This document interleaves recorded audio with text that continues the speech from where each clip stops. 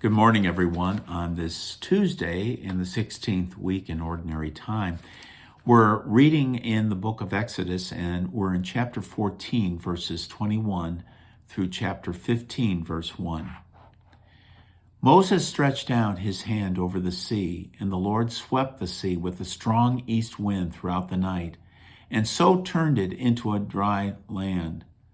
When the water was thus divided, the children of Israel marched into the midst of the sea on dry land, with the water like a wall to the right and to their left.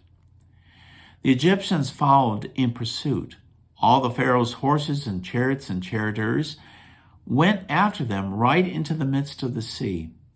In the night watch, just before the dawn, the Lord cast through the column of the fiery cloud upon the Egyptian force a glance that threw it into a panic, and so it clogged their chariot wheels that they could hardly drive.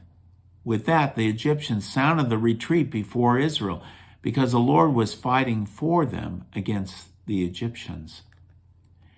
Then the Lord told Moses, "Stretch out your hand over the sea, that the water may flow back upon the Egyptians, upon their chariots and their charioteers."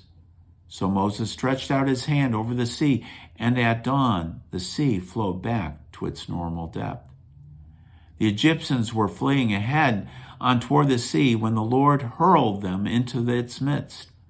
As the waters flowed back, it covered the chariots and the charioteers of Pharaoh's whole army that had followed the children of Israel into the sea. Not a single one of them escaped.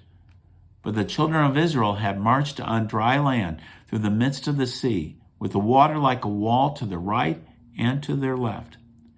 Thus the Lord saved Israel on that day from the power of the Egyptians. When Israel saw the Egyptians lying dead on the seashore and beheld the great power that the Lord had shown against the Egyptians, they feared the Lord and believed in him and his servant Moses. Then Moses and the children of Israel sang this song to the Lord. "I will sing to the Lord, for he has gloriously triumphed. Horse and chariot he has cast into the sea." The word of the Lord. Thanks be to God. Again, if you saw probably the movie, The Exodus, that probably goes through your mind as we read this passage of Scripture. But in a certain sense, it's kind of a paradigm or a picture of the future, the picture in which the Lord truly reigns over all the earth as it ought to be, as the way he intended it to be. But until that point, there's opposition. There's strong opposition, but there is a promise that the Lord will, in fact, win over all that. And the sorrows and the pain and all the horror of a life that turns its back against the Lord will be taken away, just like it was in this picture here. In a certain sense, this is a picture also of our own baptism. When we were plunged into the waters of baptism, we, as it were putting to death that whole order of life that was of the past, an order of life that is disordered.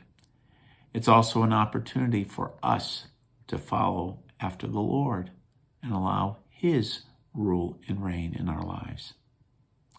Stay safe, folks. Hopefully we see each other soon. Bye for now.